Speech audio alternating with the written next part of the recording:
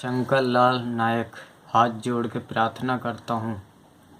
मेरे साथ में वकीलों द्वारा धोखा हुआ है बहुत बड़ा। जोधपुर के वकील ने भी धोखा दिया और नसीराबाद के वकील ने भी धोखा दिया मुझे। सेक्शन 9 की धारा से मेरे केस को खारिज किया मिली भगती द्वारा, नसीराबाद के वकील ने। और जोधपुर के वकील ने मेरे साथ में धोखा किया, रितेश मंडावत ने। मेरे ऊपर मेरे ससुर द्वारा मेरी पत्नी को ढाल बना करके मुझ पे क्रॉस केस किया गया था, दहेज का आरोप, घरेलू हिंसा का। और मेरी पत्नी के खिलाफ, मेरी पत्नी का अवैध संबंध था, उसके खिलाफ मेरे पास कई सबूत है। और मेरे ससुर ने मेरी पत्नी का अवैध संबंध करवाया। एक प्लाट है मेरा जोधपुर में, उस प्लाट को हड़पने के लिए मेरा ससुर का नाम है गोवर्धन जी घोरण, जाति नायक, जोधपुर गांव पागुपुरा नायक बस्ती में। और जोधपुर एयरपोर्ट में पिता की जगह पर सरकारी कर्मचारी है, सिविलियन में। मेरे ऊपर क्रॉस केस किया था दहेज का, घरेलू हिंसा का। वो केस मैं लड़ रहा था। मुझे धोखे से वकील ने कोर्ट के अंदर ले जा कर के और फाइल में रखे हुए एक खाली कागज़ पर साइन करवाए। और मुझे कहता है कि कोर्ट में फाइल में एक कागज़ कम पड़ रहा है, आप इसमें साइन कर दो, मजिस्ट्रेट कुछ लिखेंगे इसमें। इस तरीके से मैं नासमझ, मैं कोर्ट कचहरी कभी देखा हुआ नहीं हूँ, और मुझसे धोखे से मेरे से साइन करवाए। अब कुछ वक्त बाद कहता है कि मैंने एनओसी दे दी और केस छोड़ दिया। इस तरीके से मुझे आधे रास्ते में धोखा दिया है रितेश मंडावत वकील ने, जोधपुर के वकील ने। अब मैं कहीं का भी नहीं रहा। मैं गरीब आदमी बड़ी मुश्किल से ये केस लड़ रहा हूँ, एक टाइम खाना खा करके। मुझे कई वकीलों ने धोखे दिए, मेरा पैसा खाया, एक एक पैसा मैंने जोड़ा है बड़ी मुश्किल से मजदूरी करके।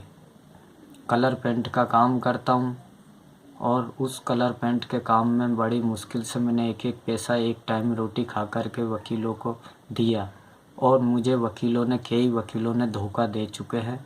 अब मैं केस ना लड़ सकूं और कोर्ट में मेरे सबूत पेश ना कर सकूं। जो मेरे ससुर ने फाइल लगाई थी मेरी पत्नी को ढाल बना करके, उस फाइल के मेरे पास में कई सबूत थे जो उसकी फाइल को झूठा साबित कर सकते थे। इसलिए मेरे ससुर ने मिली भगती की वकील से मेरे केस को इस तरीके से खारिज करवाया और धोखे से साइन करवाए। कोर्ट की फाइल में एक खाली कागज़ के रख करके मुझसे धोखे से साइन करवाए। कृपया आम पब्लिक से हाथ जोड़ के प्रार्थना करता हूँ, मुझे वकीलों से भी और कानून के कुछ मुलाजिमों ने भी मुझे धोखा और गुमराह किया है और प्रताड़ित किया है मानसिक रूप से।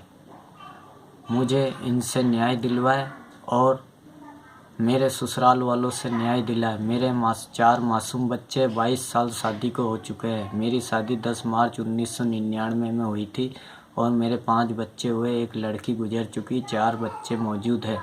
वो थोड़े छोटे हैं, मासूम हैं, इसलिए मैं अकेला पड़ रहा हूँ। कृपया मुझे न्याय दिलवाने की कृपा करें। आपसे हाथ जोड़ के निवेदन करता हूँ। कई वकीलों से पीड़ित हुआ हूँ मैं, और कुछ कानून के बदमाश मुलाजिमों से, घूसखोरों से पीड़ित हुआ हूँ मैं। प्लीज़ आम जनता से न्याय की गुहार लगाता हूँ। राष्ट्रपति जी, माननीय राष्ट्रपति जी से न्याय की गुहार लगाता हूँ। माननीय प्रधानमंत्री जी से न्याय की गुहार लगाता हूँ। माननीय